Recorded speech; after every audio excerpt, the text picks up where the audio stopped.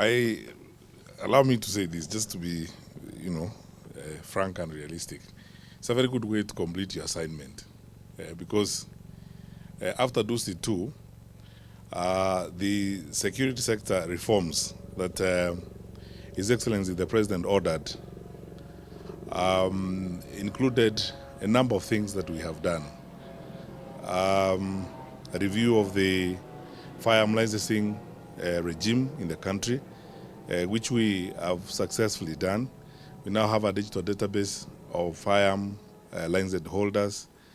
And in cases where, we have taken people through even psychiatric tests, and those that we recommended should not be given firearms, but later on we were forced by the court to give them firearms, you know what they have already done? They have already killed people, as it were. A reform of our immigration system across the country. Now we have a digital database of all this. We have integrated the data sets at the registrar of persons, and therefore the issuance of passports is much, much simpler and faster than it ever used to be. And we have access to information. We've reduced significantly the gaps that were there and loopholes that people would use to acquire citizenship fraudulently. Therefore, we are able to clean up our data records, as it were. The one that we have been working on with quite some challenges since 2021 was this one, securitizing motor vehicle registration in the country. Because you remember, my friends, that we were hit in DUSI 2, especially because terrorists gained vehicles, registered vehicles, or acquired number plates, and it was very difficult to trace those people within the time they were around. And so we started a very difficult exercise of ensuring that we achieve absolute securitization of motor vehicle registration in the country to deal with theft, to deal with the fraud in the banking sector that my brother James Masharia mentioned, and to ensure that we synchronize the data sets in motor vehicle registration at the Kenya Revenue Authority, and therefore we are able to know, criminals have been driving cars around town with number plates that were issued for tractors earlier. And when they are arrested, when we discover actually this is a number plate that was issued to a tractor, but that number plate is on a Range Rover in Nairobi and so on. So we've worked on this patiently, and I sincerely, I want to thank my colleagues in the security sector, the heads of the agencies, General Kameru, the Director General of the National Intelligence Service, Brigadier Warioba from the Prison Service, the Inspector General of the National Police Service, and the whole team from the police that have been working on this, my colleagues from NTSA who have spent most of their time on this. And we have now, today, stepped into a new level of motor vehicle registration in our country. I want to say this, and then we've done a lot in that process. We've not just looked at motor vehicle registration.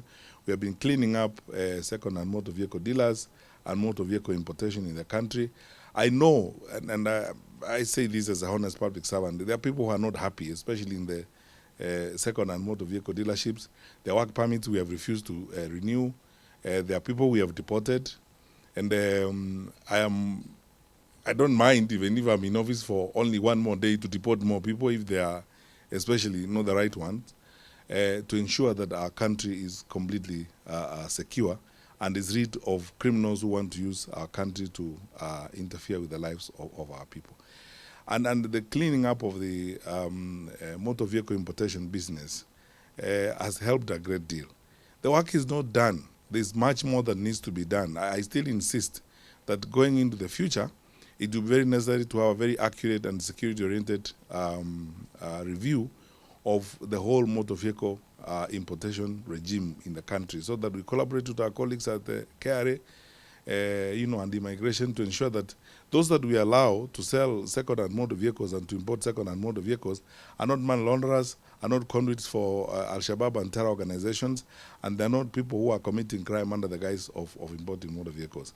A measure of that has been accomplished, and then we can see clearly. Our colleagues in FRC and the others testify that that has actually begun to bear fruit in terms of stemming some of that crime. Now, today, we are unveiling the new generation number plates. And these plates have got several inbuilt security features. Some you will not readily see with a naked eye, and it's deliberate that way, so that we are able to ensure that the plates you have can lead us to all the information we need to have about the motor vehicle ownership. We want them to have features that are identifiable by law enforcement agencies. We are meeting international standards in doing this. You know, by the way, there are international standards that we are supposed to adhere to when it comes to the issuance of motor vehicle plates. The plates we have been having, by the way, did not comply with our international standards. Fourthly, we enacted the amended Traffic Act in 2016, which has a very lengthy prescription of how our plates need to look like and the features that are supposed to be on the plates. Truth be told, until now, we have not complied with the amendments of the Act that we put in place in 2016. Now, with the new number plate, we are complying with the prescriptions and the demands of the Traffic Act that we amended in 2016. And then, most importantly, the new plates are assisting us to synchronize the data sets that we have, so that we not only have accurate identity of the vehicles, but we'll also have accurate information on the background and origins and ownership of the motor vehicles. With this, I am confident that if this is fully implemented and followed, I have no reason to believe that there are Kenyans who will not want to do that. We will deal with tax evasion sometimes at the point of entry, the importation of motor vehicles. We will bring an end now to selling of motor vehicles that are stolen from other jurisdictions, so that we are addressing both a transcontinental problem in the movement of motor vehicles and also a transnational problem. We are going to deal with vehicles that should not end up in our country when they were initially destined for neighboring countries.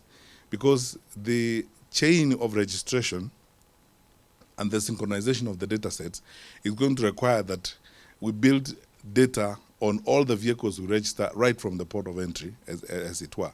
So a vehicle that was destined for a neighboring country cannot be registered in our country in that particular respect, and it will be very easy to trace that information as we go along.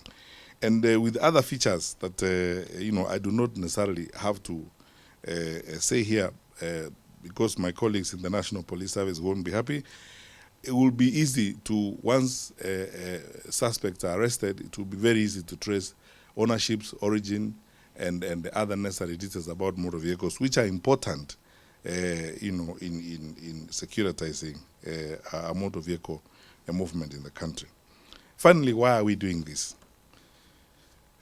We're doing this because we want to increase the security of our country. That's why we said this project essentially is a process of securitizing motor vehicle registration as a way of addressing the security challenges we've had in the country, and as a way of ensuring that we are able to clean up our society as much as we can of wrongdoers and people whose intentions may not be good for our country. Secondly, we are doing this because we want to help other agencies in government, like the Kenya Revenue Authority, and the others, to function effectively. We are trying to help the finance sector. My brother James has said here, if you talk to some bankers, they have been left holding logbooks, of vehicles that are essentially registered in a fake manner. Their details cannot be traced. They have already lent out colossal sums of money to, individuals who have since vanished.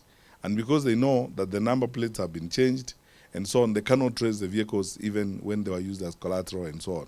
So we're also helping the finance sector in doing that, to ensure that now we're increasing our level of transparency, we're increasing our level of information availability, so that our financial sector colleagues make the right decisions, as it were.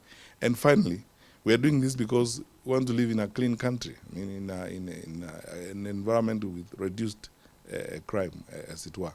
There are many families, many individuals who have painful stories to tell about how they have been swindled through convoluted processes of motor vehicle registration, how they have lost money to people who purport to be selling vehicles to them, and in actual fact, They either are not the owners of those vehicles, they faked out the books or the information on the vehicles, and they ended up, defrauding our people.